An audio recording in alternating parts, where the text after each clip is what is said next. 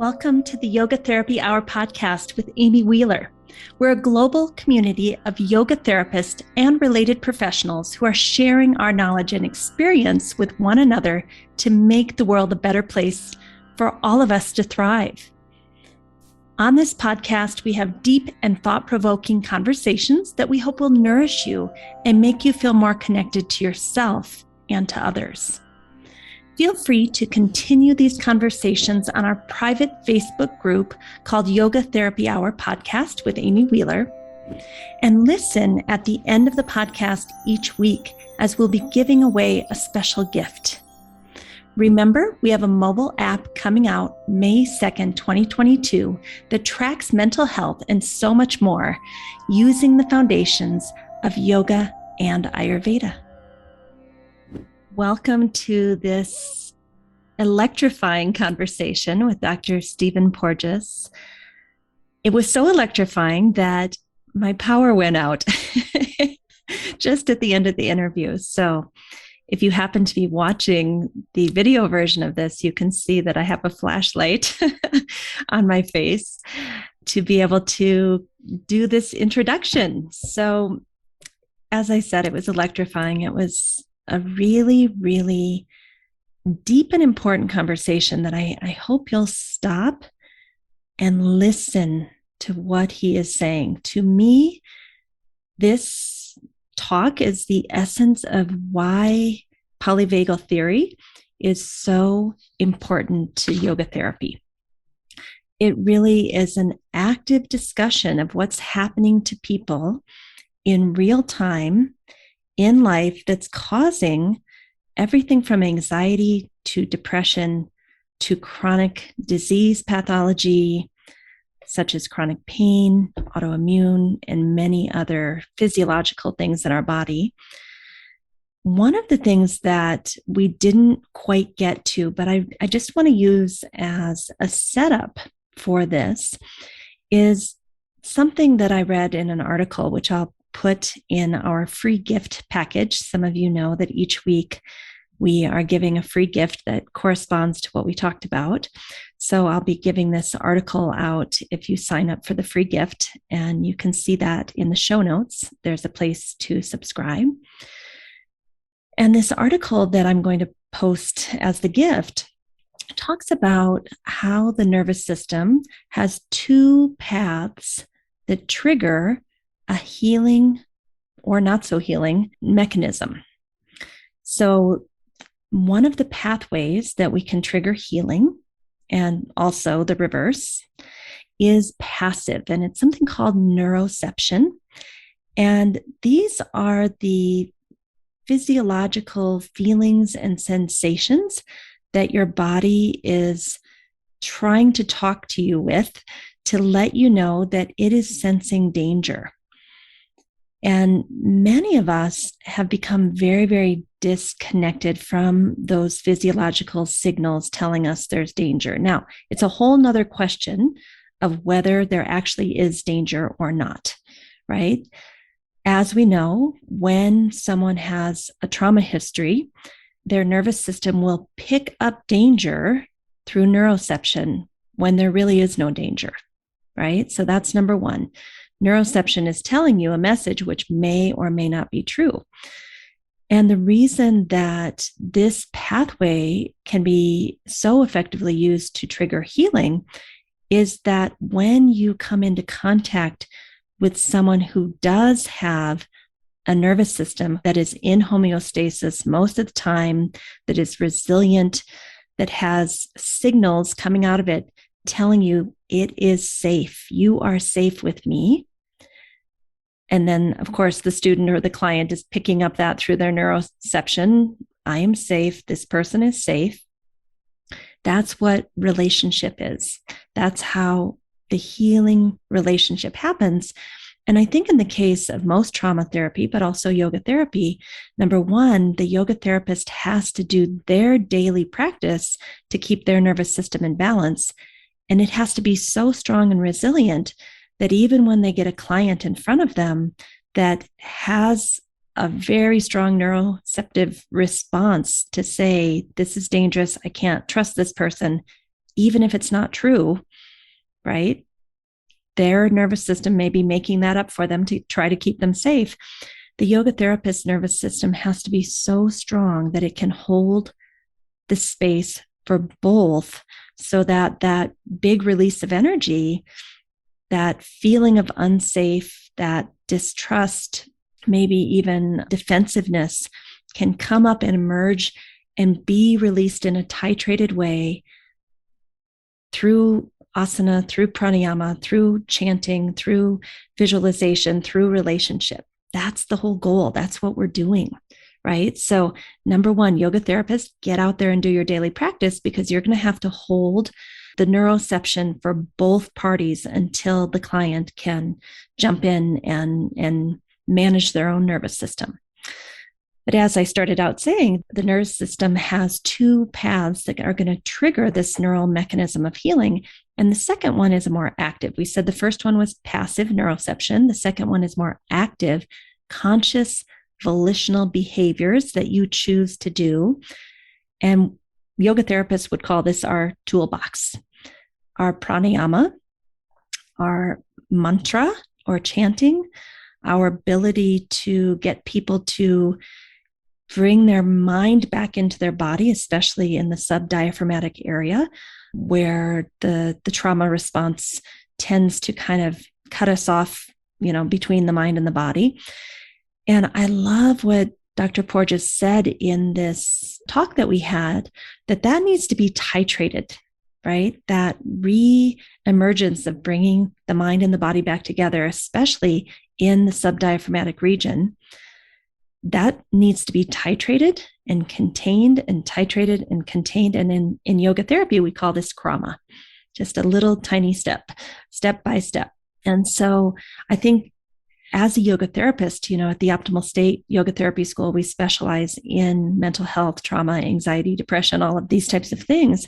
We are teaching our yoga therapist how to go in very slowly and notice the subtle cues and notice if it's too much or too little, and how to back off, and how to bring people, if they do eject from their body, how to slowly bring them back, not only through the passive neuroception of relationship, but also titrating using these tools of conscious volitional behaviors such as pranayama and asana, and not just throwing out asana for XYZ or this posture will work to do this. No, how does this posture or this pranayama work on this client? And even though it worked last Thursday, their nervous system is reattuned this week because of something that happened at work. And maybe it's not okay this week. And that going back and forth and training each other on how the nervous system functions so that they can start to take ownership and empowerment for their own nervous system and realize how to bring it back to a space of feeling more safe, first in the relationship of the yoga therapy session, but eventually in life in general. So the example I give is every time I come home from a really hard day at the university, I need an hour or two to recenter my nervous system through pranayama, through mantra, through meditation, and oftentimes through movement. I need a discharge. All of that stress and tension that's held in my viscera needs to be released, right? So I'm very fortunate to have a very calm home life and supportive husband who gives me that time every single day to get that nervous system back into balance. And Stephen talks about that a little bit, the importance of if you're in a very stressful, work environment, what's happening at home? Do you have the chance to recalibrate once you get home? So I think this interview is so amazing. I am so thrilled you're here to listen, and I introduce you to Dr. Stephen Porges.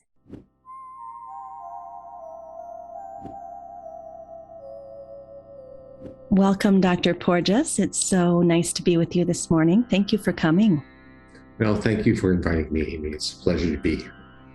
I've been looking forward to speaking with you for months. And one of the first questions I want to ask you is something I've been curious about for a long, long time, having been a college professor for 25 years now. How was it being kind of a unicorn in academia where you were maybe 25, 30, 40 years ahead of where academia might be. How has it been for you? Well, what I always say, it's been an interesting journey. Overall, it's been a good journey, but there's been a lot of frustration. I mean, we enter academics with a naive viewpoint that, information, knowledge, or truths are, in a sense, self-evident. They become evident, and that's what people want. And we forget that people are people. Basically, they don't like uncertainties. So when you violate their preconceived views of the world with new ideas or theories or data, even, they're uncomfortable. And you have to, I think polyvagal theory explains the journey because people gravitate to safety and predictability, especially if they're under threat. And I bring that latter point up because to find the academic environment, it's chronic threat.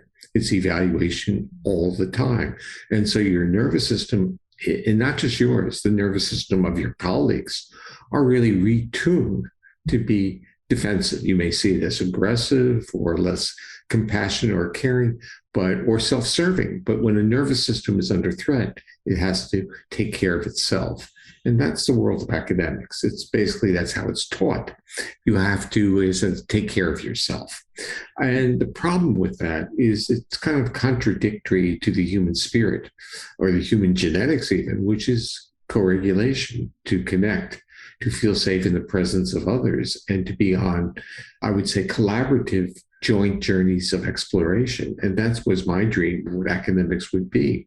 I thought it would be this kind of co-ed, I was going to use the term fraternal, but that's not really what it's, but it's a co-ed society in which the values were all being directed towards learning and knowledge and making the world a better place. And what you learn over time is that the principles of a poorly run business are the principles of how universities are organized. When I use the term poorly run, it's about bottom line, that you really are looking at the cash flow, whether it's number of students or student tuitions you generate, or in the world that I was in would be how much grant money you bring in. It was very, very pragmatic. And it started when I entered academics. It started off with a great vision in which impact and recognition, changing the area, changing the field was the most important point. But it basically shifted into how much money do you have? So it's been an interesting journey. But the bottom line is when you are, let's say, aware of what's going on and you realize that you, even being in this, quote, hostile environment, you are given privileges, you're given flexibilities and freedoms that you can explore, that you can deal with it. So when I mentor junior faculty, which I still do, I use this kind of phrase, you have to feed the beast. So it means you have to know what the demands are, and feeding the beast is you have to generate your money. You have to publish, you have to write your grants. And what I used to say is I do feed the beast, but I reserve a portion of myself for the creativity. And I feel very fortunate. I reserved enough of that to be exploratory and creative. So that part I really feel good about. It's so interesting that it is through feeding the beast that you get to reserve that place inside of yourself and in your work. And I think that juxtaposition, most of us want safety and security 100% of the time, and we don't realize that life is both. Yeah, life is, both. And the other part is it requires, we all want to be taken care of. I used to think of the Sherlock Holmes who had a Mrs. Hudson who did the housework and kept his apartment, as kind of the ideal that you want someone to take care of you, whether it's a mother or a Mrs. Hudson. But the idea is life isn't about that. You have to often structure your world so that you have the resources to explore, if that is your desire, if that's your goal. When I think back, I think when we look back at our lives, and I'm talking about a long time, over 50 years as an academic, and so I say life through the rear of your mirror, what does it look like? And what are the surprises? Well, the surprise to me is looking from this, mature adult, looking back at the young adult and saying, where did the boldness come from? Mm. And because we all think, especially the world is very much about attachment theory and good parenting and all that. And basically I would say it was good enough. This is like the world. We all come from challenged environments, so it was good enough. And the issue is, when are you back inside your body to start making the decisions on your life to do things? So when I look back, I say, well, that was a gutsy guy, young guy, how did he know? I mean, he could have been burnt, but it was an interesting journey. And I think we internalize our roles for ourselves. We create our own narrative. And part of it was I didn't have a safety net. So meaning I didn't come from wealth. If I flamed out, I was on my own. I had a wife who's a very talented scientist who's, internationally renowned, Sue Carter, who you mentioned, and I actually should interview. I would love to. Who discovered the link between oxytocin and social behavior. So we had this remarkable parallel career, but we got married. Now it seems very young. We were 25, we were married. And so we had to create this complicated world of two academic professionals. And we had our kids and we had our parents were aging out. So basically we had a lot of responsibilities over time. But it was an interesting journey. I mean, it was really, I would say, extremely fortunate journey, because we've done good things, we've had a good relationship, and we watched with great smiles of what our kids are doing. And I think that's where the real sense of gratitude in life comes, when you feel, okay, didn't do the best job, but it did a good enough job. And watching the kids and watching our granddaughter, just life could be, in a sense, better. We could map it out better. I have a very similar path to you, so I'm really resonating with all that you're saying. And I just want to be clear. It sounds to me like you're saying the boldness came from kind of being on your own. You got to get it done, as well as finding this little area within academia where you could be bold and creative because you had created a little safety net for yourself as a professor.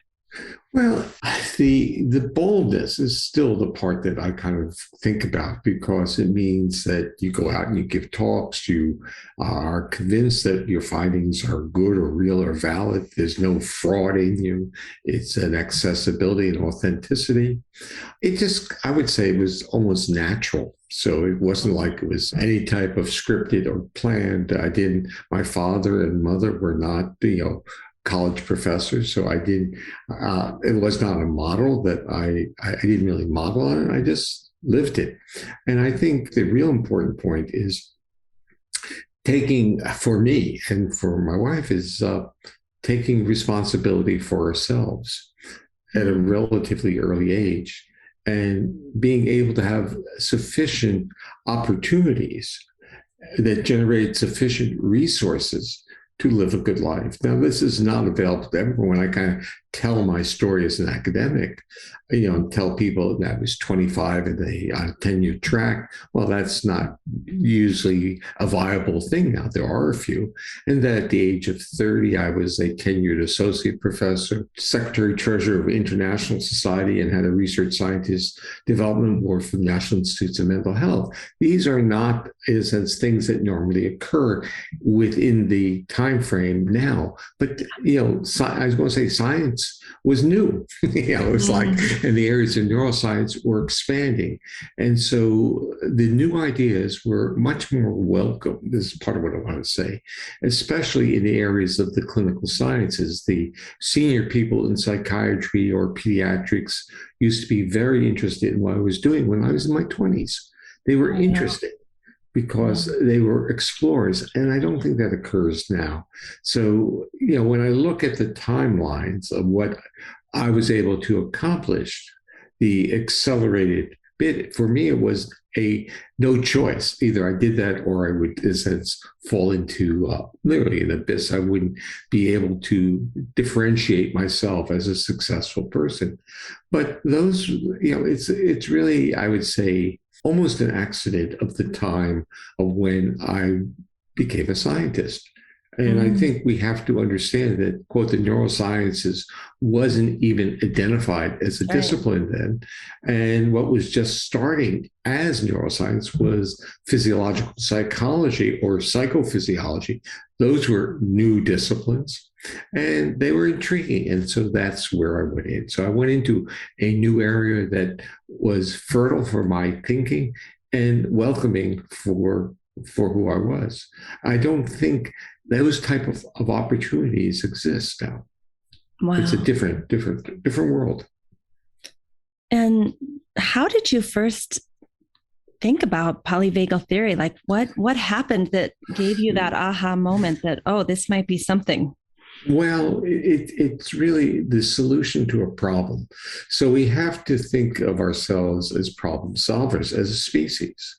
And as a scientist, you learn to be a scholar. At least you should learn to be a scholar. And when you have a problem, the first thing is not to, in a sense, guess something out of the, we would say out of the cloud now, we used to be out of the ether.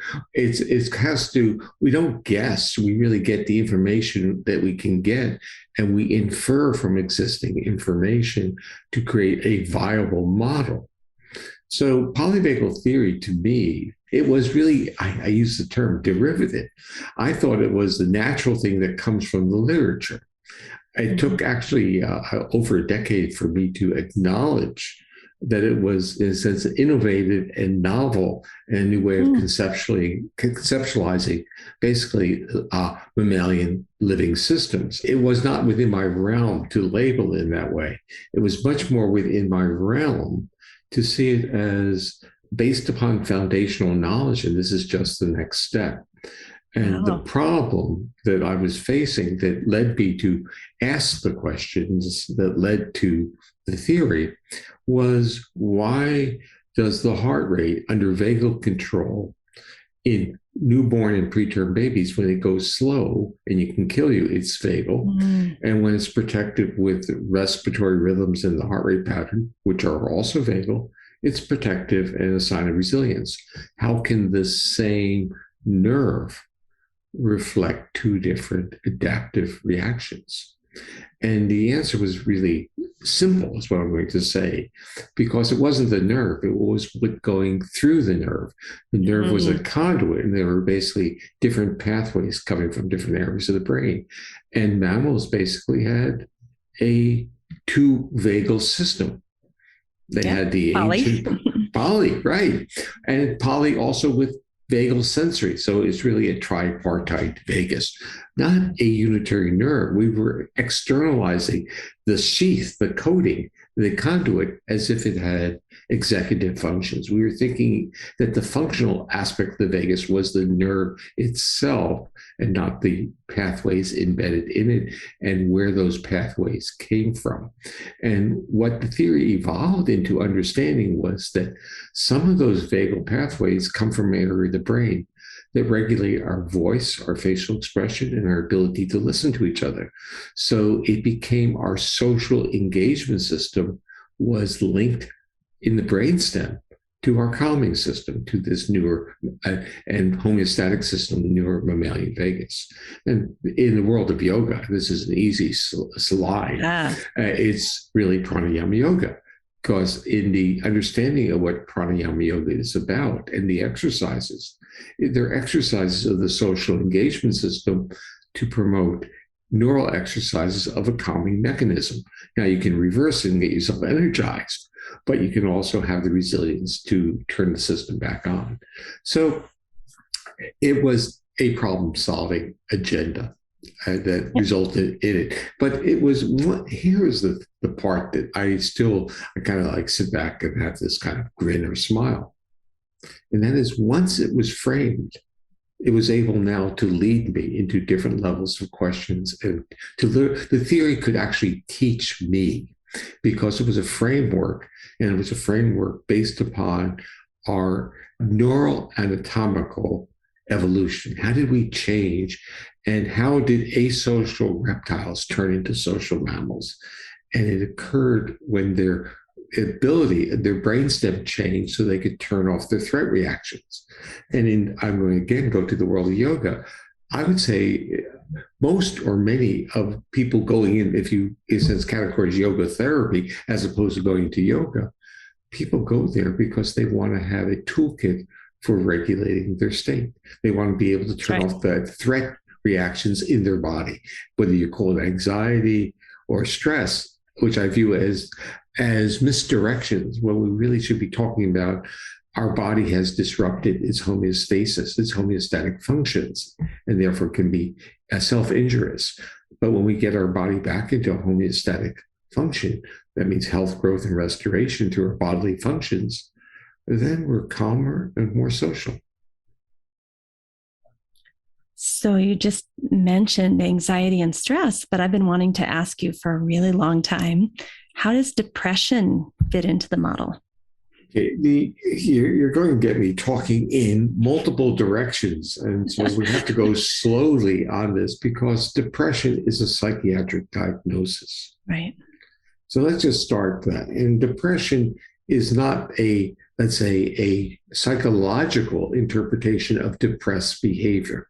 Depression, as being a psychiatric disorder, has a complex set of symptoms or features or diagnostic criteria. And often being anxious is a component of being depressed. Now, in terms of the observer saying, if I'm anxious, I'm mobilized. If I'm depressed, I'm shutting down. But depression is really, another way of saying it is that it's a disrupted autonomic nervous system because your body doesn't have the capacity to self-soothe, calm, and to regulate. And in fact, in our own research, which is still going on the autonomic characteristics of depression, basically their vagal system, this newer mammalian vagal system, isn't functioning real well. And so what I hear you saying is depression is actually the consequence of your nervous system being overloaded with stress and anxiety for a period of time. Well, let's make it even simpler. Let's say that we have some very basic foundational survival-oriented circuits in our brainstem, and they have not too many faces. They can be immobilized, they can shut down, they can be smiling and engaging, with prosodic voices. So we can be welcoming, accessible, or we can be threat aversive, or we can kind of like get out of there, disappear. Yeah. So depression sits on top of those circuits. So when those circuits aren't working right, we have higher brain structures. We have a lot of, in a sense, brain space to create problems. The brainstem's not very big. So virtually every psychiatric disorder has a common picture or a common set of features in the brainstem, meaning that your autonomic nervous system is destabilized. You don't regulate your state. You don't feel calm. You're not able to be accessible to others. You're not convincingly authentic. Right. So basically, it's so intuitive, but you have to conceptualize the brain as an inverted triangle with the brainstem in the bottom. The brainstem's not taking care of its business, which is regulating our homeostatic functions. Everything above it is going to be adjusting to the signals that are being generated by the brainstem. Fix the brainstem, then there's opportunities for these higher level circuits to, let's say, be more regulated. So that brings me to another question I wanted to ask you. And that comes from an article, a beautiful article that you and your wife, Sue Carter, wrote. It's from Complementary and Integrative Treatments in Psychiatry. And it's chapter 20, Polyvagal Theory and the Social Engagement System. So I feel like this chapter is just an amazing chapter and easy to understand. But in that chapter, you said trauma has a connection to the subdiaphragmatic area, and that it's through our higher level social engagement, through pranayama, through chanting, through smiling, watching the corners of your eyes crinkle a little bit, through that social engagement system, that we can actually kind of bring ourselves out of that subdiaphragmatic area. Can you talk about that? So we have to, again, go back to the brainstem. The brainstem, as we talked about, this social circuit that's very pranayama centric or oriented, enables us to deal with what I would say is the hierarchy of autonomic states. And really, what the hierarchy is really the evolutionary transitions, the sequencing that occurred through evolution, because our body reacts as if we're going through evolution in reverse. So we have the newer circuit, which is the safe social circuit, but under a threat or demand, that circuit gets dampened, and that facilitates a mobilization fight flight circuit. But if fight flight doesn't work, there's even an older circuit underneath that, which is a shutting down circuit. So the shutting down circuit in our brainstem is still active, but its main function when it's not in a state of defense is to regulate all the organs below the diaphragm. So what does that mean? It means that the functioning of the organs below the diaphragm occur well when we are getting signals that we're safe, which means that that social engagement calm state is telling that older dorsal vagus, everything's fine. And what that does is it allows the enteric nervous system and also the other organs that are influenced by the dorsal vagus to do their job. Now, in the world of yoga, you have a lot of women who come in with pelvic floor type issues. Yeah. And in fact, if you were to, in a sense, do x-rays or stuff, you start seeing internal organs not lined up correctly. And that's in part because the subdiaphragmatic area has gotten cues of threat, and that has interfered with the normal feedback loops that would maintain appropriate neuromuscular tone to the two diaphragms, the pelvic floor and what we call our diaphragm. So they're both diaphragms, and that's how abdominal breathing works, where you can do literally exercise pelvic floor activity through breath, but also pelvic floor is very sensitive to posture shifts. So you can reflexively engage it. And these would be neural exercises. So much of yoga of subdiaphragmatic areas could be conceptualized as neural exercise. The take-home point here is that the subdiaphragmatic area is regulated in humans by the most ancient vagal circuit. And that circuit does great things. It works really well, unless it gets triggered into states of threat.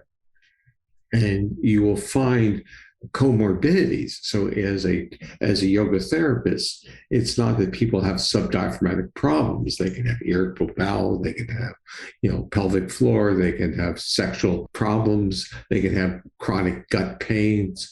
They're going to have other comorbidities that you will rapidly pick up on. And that is, they may be carrying trauma history with them. They may not be breathing correctly. Their bodies may be constricted and defensive. Their voices may lack intonation and prosodic features, which is the melodic features of voice. Their faces may look to be relatively flat. They may not make good eye contact. They may not be able to follow auditory or verbal instructions. They may be very sensitive to sounds around them and movement around them. They would be hypersensitive. So these become the portfolio of an individual who may be coming to you. And they're saying to you, not any of those other issues, they're saying to you, it's subdiaphragmatic. And I'm saying, it's not that simple. There's a predictable portfolio that you can see, and that is a body under a state of threat and trying to literally do its job of protection. And its job of protection interferes with its job of regulation.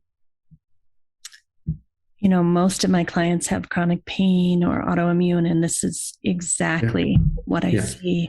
Yeah. So my question to you is, we talk about breathing, pranayama, maybe even chanting. A lot of people think that's happening in the upper body, the face, the throat, the mouth. But my experience has been that I need to connect what's happening through the pranayama up here to the subdiaphragmatic area. Yeah. What do you think of that? Well, I think it's accurate and appropriate. And okay, so we can talk about polyvagal theory talks frequently about co-regulation and the role of sociality in sending cues of safety. But there's even a more foundational co-regulation, and that's the brain and the body. They have to communicate. And what you're really talking about is that the brain is getting re-embodied into the body. Right. And that's what yoga is about. That's what trauma therapy is about. And that should be, in a sense, the major agenda in the human curriculum. And that is stay in your body. And what it's really saying is the neural feedback loops that support homeostatic functions of growth, health, and restoration need to be preserved and respected. And our society doesn't. It says, dampen what your body's telling you. Don't listen to it. Sit still, do more work. Don't do this, don't do that. Don't listen, just do your job. Looping back to our opening conversation, Yeah. that's what I feel in academia. When I go to Yeah. campus, I feel like I'm under threat, and I have to come home and reset my nervous system. It's a very interesting thing. Well, it's not just interesting, it's a reality. Now, let's talk optimistically for a moment, and that is our nervous systems are resilient. Yeah. That we can be under constant threat, or let's say prolonged periods of threat during the workday, and we're fine if we have a few hours at home or with people that we trust. But if that tension is moved into the home and the body has no space or time to re-equilibrate, that will lead to chronic illness, chronic pain. So, yeah, I will give you kind of like a hint of what happened to me over the years. My basal heart rate used to be quite high for a male. It was, it was like it would be a rare day where my average if I took my heart rate, it would be under 80. Now it's usually in the 60s or low 60s. So, and that's because I now exercise, but I'm not under constant surveillance, constant threat. It's the world that we're in. And the issue is, if I knew more about polyvagal theory, I would have developed different strategies. Yeah. Like I would have, in a sense, had more neural exercises. And we have an intuition that we should have fun, we should relax. But the real question is, how do we relax when we have deadlines and responsibilities? So it's complicated. But what I do now is I was exercising every day, but my exercise routine started to get too long and it was interfering with what I like to do during the day. So I now exercise every other day, but it's 2 hours. Mm. And if I do it in the morning, I have this psychological feeling that I have permission to sit here for 8 hours if I have to. I can sit and I don't get angry at myself for sitting or destroying my body because I did 3 miles on the elliptical. I lifted some weights. I did these things. So I kind of like say, you did a good job. Now you can do this other stuff and you're not hurting yourself. So it's like giving yourself permission. And what I'm saying about for you on the academic campus, as long as you have those times to decompensate is a word I used to use over the decades, but basically, or I use another word, deafferent, where you just like throw away all the sensory information. Not that I could do it, but I thought I should do that or wanted to do that. If you have that, I can do it for a few hours. You have a home life which is calm and not under tension. Then you can go back to the work without, in a sense, an expectation that threatening environment has any long-lasting impact on you. In my own home life, given that my wife was an academic, it was like almost 24/7 at sometimes, her grants, my grants, kids, so it was a long part of time. But what I also have learned is that, like for my wife, writing grants and writing papers, that's her downtime. That's her knitting. That's her way of calming her body down. My way of calming my body down is to do something totally different, including watching worthless movies that you can't identify with a character. That goes right through. That to me is relaxing, and I like novelty. Like all human nervous systems, we like novelty, and novelty is part of our, in a sense, desire to explore the world. And we're always in a dialectic between this search for novelty and violation of expectancy, with our fact that violation of expectancy is a trigger of threat. So when we talk about boldness and not being bold, I think bold people kind of like the novelty of life, and they can cope with the violation of expectancy. And when we, of course, in the academic world, you start learning about people who want to be successful, but they can't deal with the evaluation, and they can't deal with the public nature of the profession, giving talks, defending ideas, being involved in national organizations. They don't like the vulnerability of that accessibility. And so you start seeing people self-select.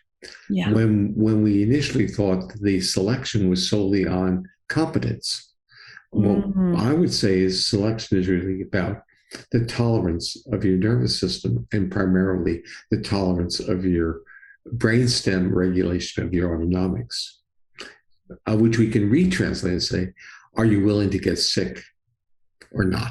Are you willing to, by doing your job, get ill? And in certain ways, we're asking people to do that. And so would you say, like, I had that exact experience as the president of IOIT. It was a very difficult time for me and my health, psychologically and physically. And I just think I couldn't deal with the violations of neural expectancy. And would you say then that's probably because my autonomic nervous system was already a little bit unstable or out of balance, and it just couldn't deal with that? Well, we want to not go through a blame, but we can tell you what happened to you. Okay, so in a sense, your resilience is really based upon what state you're in. If your body's in more of a retuned state of threat, your resilience is minimal.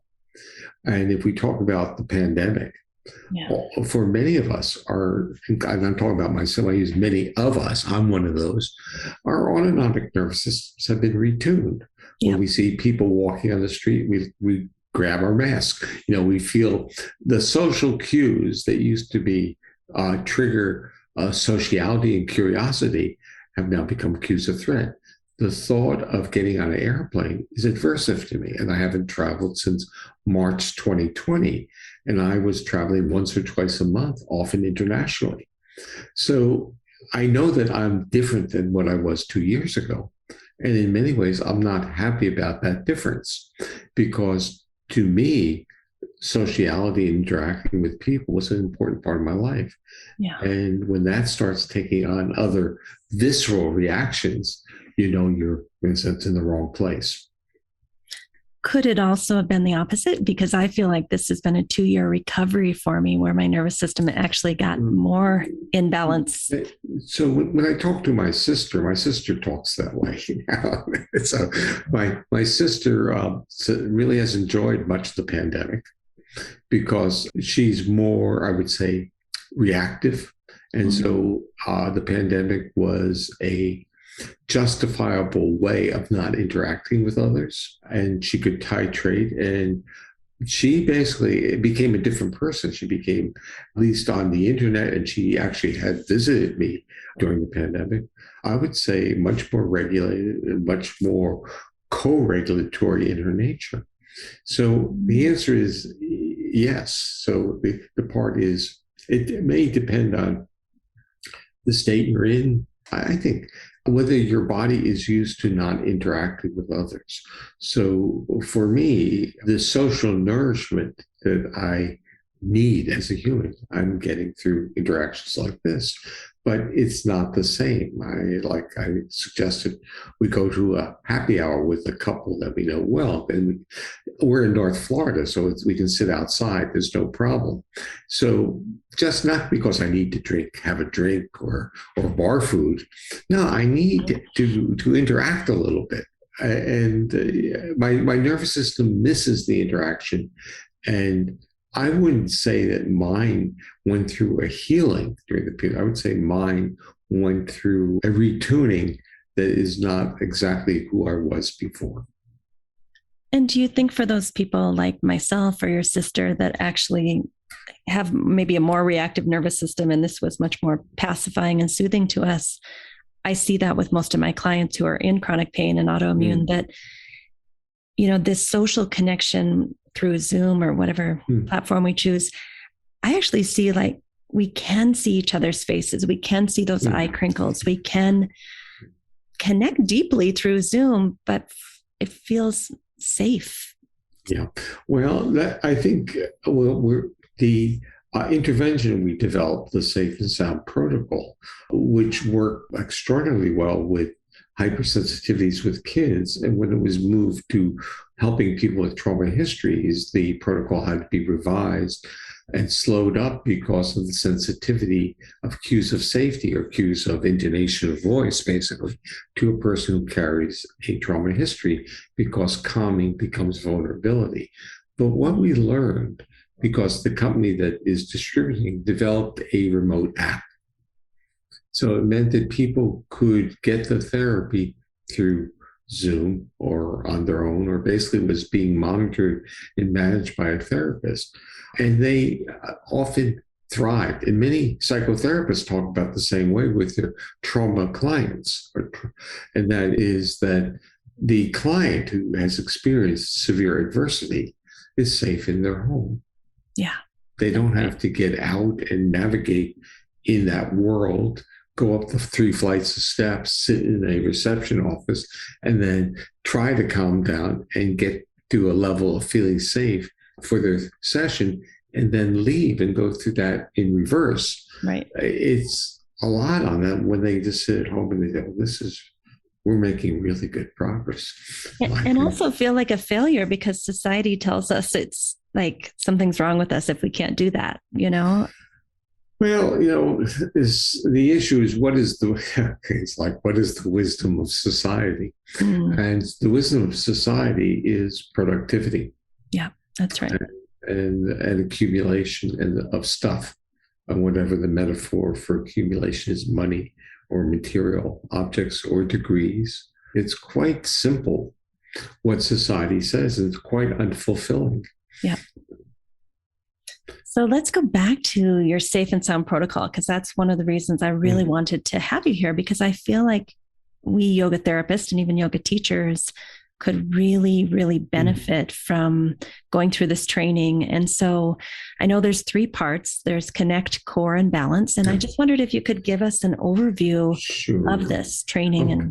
Let's go back to that brainstem area that regulates the nerves that control the muscles of the face and head, and a calming ventral vagal pathway. So, and this is very much linked to yoga. It's linked to pranayama yoga. It's even linked to, if we had a yoga of listening, it would be linked to that as well. That listening to modulated sounds like human voice requires our nervous system to be outside of a threat zone, because when we're under threat, our nerves regulate those middle ear muscles, and we detect low frequency predator sounds or high frequency screeches, and we have difficulty understanding voice. And this is mirrored in our own voice. So when we are under stress, our voices are different, our faces are different, and our hearts are different. The Safe and Sound protocol is all based upon that area of the brainstem that regulates the muscles, the striated muscles of the face and head, including the middle ear muscles, the laryngeal, pharyngeal, and the vagus down to the heart to calm us. So in a way, it is an acoustic vagal nerve stimulator. And in fact, when it got patented, that claim was awarded. So it is legally, or at least on patent, a acoustic vagal nerve stimulator. So what it does is it basically, there's an ascending pathway where when we hear modulated sounds, it goes up to our auditory cortex. And if the sounds have like a mother's lullaby, you can see it in real time. Visualize that crying baby. And how is the mother calming the baby? Is she yelling at the baby to stop crying? The father might, but is the mother doing that? No, the mother's going to use a infantile type of voice. If your puppy is a little bit skittish, or you talk to the puppy or the kitten the same way. They have middle ear structures very similar to ours, and their frequency bands overlap. So what we're sending up is a cue through the modulation of the sound that everything is good. And that has a descending limb that goes down into the brainstem and increases the vagal control of the heart. It calms us down. And we actually have recently published a study using my good friend Ed Tronick's still face procedure, which is when the mother freezes her face and the baby starts getting very agitated. And then there's a recovery period where the mother starts to use her face again and talk, and the baby calms down. And we looked at the baby's heart rate and also its agitation, its movement. If the mother's voice was more prosodic and more intonation in it, baby's heart rates went down. Mm. If the mother's heart rate didn't have it, the baby's heart rate didn't go down. And the similar curve with calming the baby. So it's wired into us that the intonation of voice downregulates threat, and it's wired into all mammalian species, except it's different frequencies based on the physics of their ear structures. So basically, the safe and sound protocol could be conceptualized as a stealth intervention. You're not seeing what it's doing, it just does it, or as an acoustic vagal nerve stimulator, because that's where the wiring is. And so you're looking at the ascending limb of getting the information in and a descending limb of what that information does to that area of the brainstem that regulates those muscles. But the descending limb also affects the vagal regulation of the heart. So it becomes this kind of, I would say, efficient way of stimulating the vagus and calming us down through the use of acoustic stimulation. So it's kind of, if you think now in terms of pranayama yoga, and where initially everyone will think about breath, but there's more to pranayama yoga than breath. There are actually positions of pressing on the face. And those positions happen to be the sensory afferents that go directly to that brainstem area that regulate that ventral vagal complex. So it's like sound is a pathway, but so is contact. And if we want to go one step even further, there are commercial devices that are stimulating a branch of the trigeminal, which is the, for chewing. And but there's a branch on the face, and it's near the surface. And it looks like a Band-Aid it's a Band-Aid electrode. And it does everything that a vagal nerve stimulator does. Now, why and how does it do it? It does the same thing. It goes to that brainstem area that regulates that ventral vagus. So and the reason I brought it up is, what do people often do? They rub their foreheads. Yeah. And what do you do to your puppy? You're basically rubbing the carotids. You're rubbing where there are many vagal afferents. So we're doing vagal stimulations in ways that we never thought of. And there are in the ear also, there's a whole area called auricular therapies. And that is, used to be viewed as auricular acupuncture as being something that's way out there. Well, that area now overlaps with auricular neuromodulation therapies like non-invasive vagal nerve stimulators that are actually using the afferents of the ear. So what was viewed as alternative is now basically mainstream biomedical research now. It's interesting about the convergence of observations. Yeah, I'm just thinking about pranayama. Sometimes we are bringing the focus to the nostrils. Sometimes we're bringing it to the throat in like ujjayi. And then sometimes we're bringing it to the mouth with like shitali. So there's at least 3 different areas that we're using in pranayama. So when I started to think about pranayama, I went back to the 12-year-old in me. And when I was practicing the clarinet, my teenage years, I was still practicing and I was still doing it. And I started to think about embouchure, which is the muscles around the mouth, listening, and breath.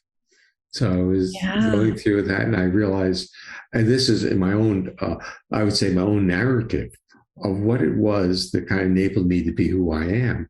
I would say playing the clarinet and doing the practicing that I did, because what was I doing during the practice? I was doing long, slow exhalations I was listening to the feedback. I was maintaining the muscle tone. And this I would do for, it would be over an hour a day of practice. Now, I was reasonably good, so there was a lot of, I would say, reinforcement on that. But I think it had a great effect on my resilience as a human being to have that, literally that ballast in the system. Literally, my system was to have that regulatory component functioning well. Beautiful. It also reminds me of Vedic chanting, where you have a teacher and a student, and the teacher, you have to listen so carefully to hear what they're saying. And then you have to find one of the 5 positions in the mouth to repeat it. And it goes back and forth for an hour. So very similar. Yeah. So as you were talking about the safe and sound protocol and, the mechanism through which it works, how do you think that compares, whether it's an auditory stimulus or, electron on your forehead in a different scenario, to true social engagement with another stable nervous system? Well, it's what I like to say now. This is, we're now talking about, it's almost 30 years since I developed the theory. I now like to say sociality is a neuromodulator. And that is the story of our evolutionary journey. It's how sociality became a primary way of regulating our physiological state and supporting our health, growth, and restoration. And so, I think it fits in very closely with that. I just think that our society thinks of sociality as optional. We think about school systems. They minimize social behavior within the school, within the time, because they think it's detracting or taking up the time of cognitive exercise, cognitive advance. And they should be thinking of it as building the resilience of the state regulatory capacity that enables individuals to cooperate and to explore and to solve big problems. And in fact, my degree is in educational psychology. We would go as far to say you actually can't learn the curriculum if you're not in that social engagement system. Yeah, well, fortunately, there are now several educators who are coming on board and very interested in the theory and are actually active in developing course material. They're active in the Polyvagal Institute. And the issue, when I talk to educators, I ask one basic question especially when they're teachers. If behavioral state regulation wasn't a problem, what would your day be like?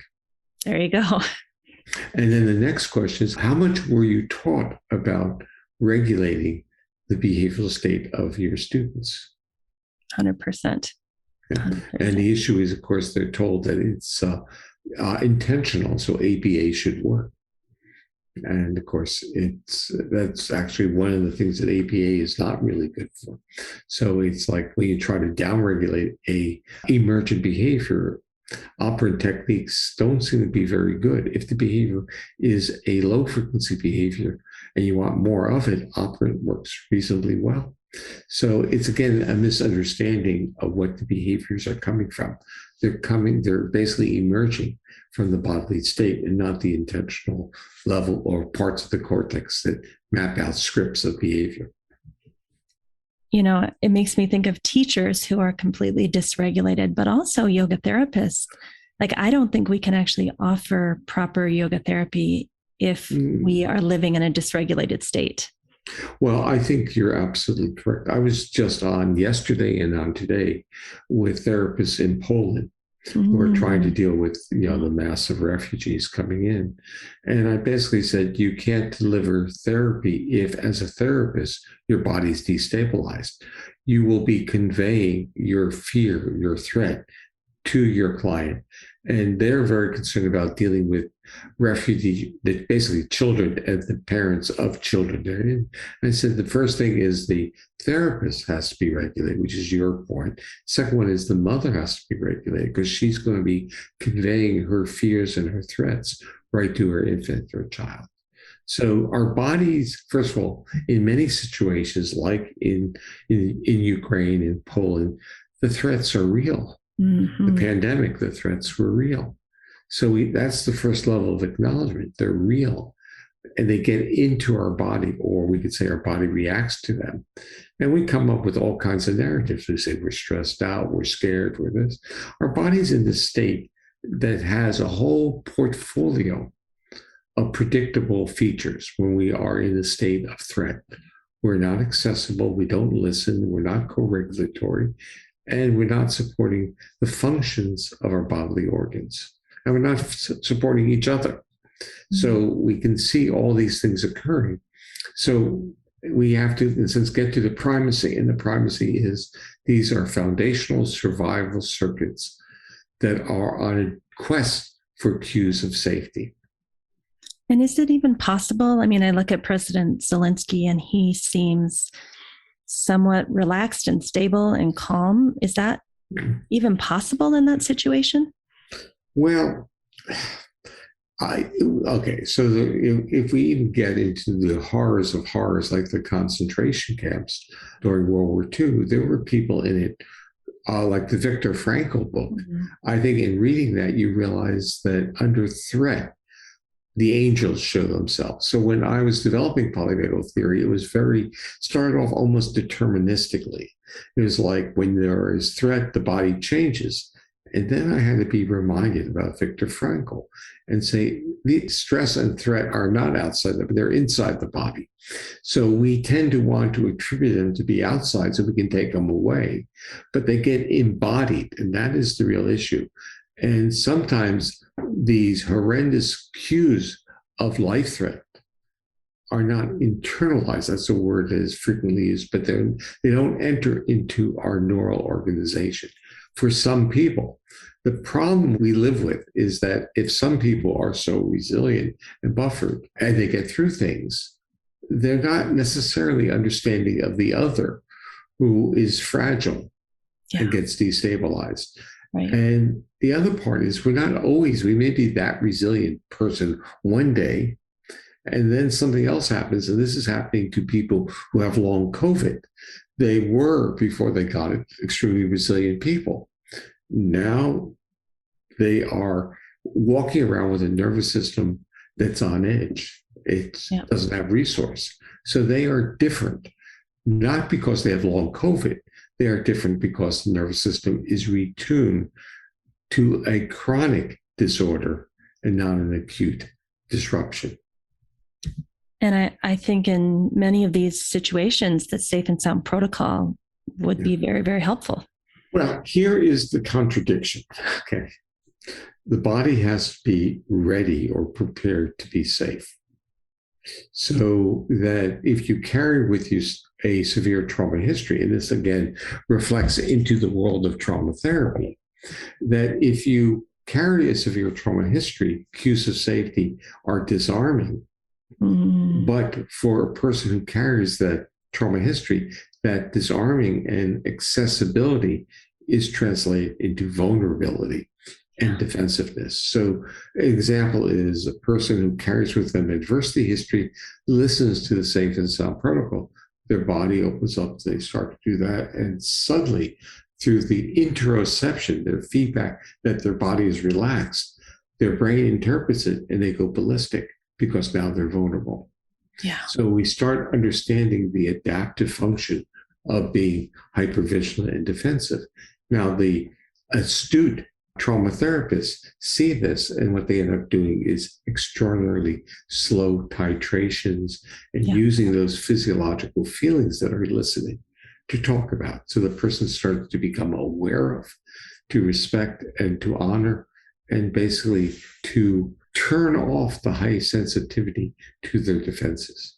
And this is how virtually all effective trauma therapies work. They basically separate the feeling from the assumed event that is the trigger. So they say, look, it's okay to be mobilized. We do that when we play. Mm-hmm. But it's not okay to be immobilized, angry, and scared of the word. Yeah. Well, I think that's a wonderful place to end, because that's what we as yoga therapists hope to offer. Mm-hmm. So. Yeah, I before we close, what I would like to say is In the world of yoga therapy, there may be a place or synergistic utility of the safe and sound protocol as people go along their therapeutic journey. And that is, it may be used as a tool to bring people into different states, to titrate the state. So the safe and sound protocol started off with this really filtered music of hyper prosodic nature in which the brain could not say no. And that's what we're saying. No, I'm safe. No, I'm not safe. So then it got through the feedback with, in a sense, people with severe adversity. We developed a milder form called the SSP balance. And then to develop even greater familiarity with the music, SSP Connect, which is unfiltered. So we can start building expectancy by using SSP Connect, where you now listen to the music, it becomes familiar. SSP Balance, where there's a milder modulation, and then SSP Core, where there's much more, let's do aggressive or severe modulation. So it's a toolkit. But something else we learned that some people with severe adversity history, just listening to music, which is prosodic in its nature, is enough to trigger. And that tells you, I mean, we're talking about off-the-shelf popular music. We're not talking about anything that is heavily, loud or rhythmic or frequency range. What we are learning is about the sensitivity of the nervous system, the individual differences to, in a sense, embedded cues of safety, let alone hyper amplified cues of safety. Amazing. Amazing. So I think there are two parts to this, that the trauma, or let's say the yoga therapist, might think of it as the safe and sound protocol as a way of self-regulating themselves, or right, coming back to a sense of balance in themselves. Or they might think of it as preparing their clients for the yoga manipulations that they're doing. So there are several somatic therapists use it for like 10 minutes in the beginning of every session. And this may be something that yoga therapists may find useful as well. Well, I, for one, am going to take the training. I'm very interested in this, and I think it's another great tool in our yoga therapy toolbox for ourselves and for our clients. So. Yeah, talking to the company this morning, and I mentioned that could have a third or a different protocol, which we could call SSSP, Safe, Sound, and Social Protocol, and where it was delivered in groups. And I told them that when I initially developed it, I was doing it in quartets with kids. And the social interaction of the children was a facilitator, which goes back to your earlier question. So in the world of yoga, it might even be something that could be done on a Zoom group. Amazing. I vote for that. Yeah. Well, thank you, Dr. Porges. As you can see, my electricity went out. I'm not sure why, but I'm happy that I'm able to finish this call with you. Yeah. Did you see how everything went dark? I saw that. Yeah. But so I have no electricity. Physically, where are you? I'm in Southern California, up in the mountains, in a cabin in the woods. Okay. I live out in a very rural area. And so this happens occasionally where our electricity just decides to go out. Yeah. So, well, wishing you luck. It's not too warm, so you're not going to heat up there. We have a wood stove, so okay. We'll be okay. But okay. Thank you so much. This is such an honor to get to speak with you, and I look forward to this PVI class that Lisa Sullivan and I are creating for your institute. So I look forward to seeing it as well. Anyway, listen, nice to meet you face to face. Thank you so much. You're welcome. Have a good day. You too. Bye-bye. I'm feeling ecstatic right now because I had so many of my long-term clinical questions answered in this episode. Everything from where does depression fall in the polyvagal theory to, this idea of actually doing pranayama with your entire body. This is how we do it in the Krishnamacharya Yoga Mandaram, that on the exhalation, oftentimes if we're working in that subdiaphragmatic area, we'll actually engage the abdomen a little bit, or maybe even the pelvic floor. So it's not a true Mula Bandha or Uddiyana Bandha. It's more of a gentle massaging, lifting, gently pulling in, especially on the exhalation phase of the breath. And that whenever we go into, say, a forward bend or a twist, the mind is actually integrated into the body, saying, okay, gently pull in, maybe pull up.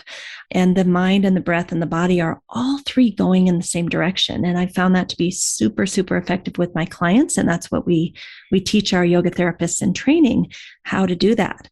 And then similarly, when we inhale, we're really expanding the chest, the sides of the rib cage, the upper back, maybe into a back bend or a lateral bend, and bringing the mind into the chest area and using the mind and the breath and the body all going in the same direction to feel more expansive, triggering more of that kind of social engagement system in the upper body. So it's really interesting to me to see how our Krishnamacharya yoga is exactly what they're talking about in polyvagal theory, and that we actually have tools and technologies to consciously do this, bringing the mind and the breath and the body all into one area for compression, or in the upper body expansion. So I just had a wonderful time. This interview, I'm sure I'm going to listen to it many, many times and continue to let it percolate to find more questions that I have. I hope you enjoyed it. Stephen Porges was so generous with us. I hope you will consider taking his Safe and Sound protocol. I know that's on my list of things that I'm going to do for myself and for my clients. I think it's a great adjunct to being a yoga therapist and even a yoga teacher. So thank you so much for listening, and we will see you soon. Hey, did you know that each week on the podcast, we give you a free infographic that you can use with your clients, your students, or for your own personal studies? So check out the show notes. There's a link on where you can sign up. And not only will we send you the infographic from this week, but if there's a topic that's similar in the future, we'll also put you on that list. And we'll never sell your data or send you things that you haven't asked for. Thank you for listening to our show today. If you enjoyed this podcast, please share the episode with a friend or colleague. We're so grateful you're willing to share. Also, you could write us a review on most major platforms that host podcasts.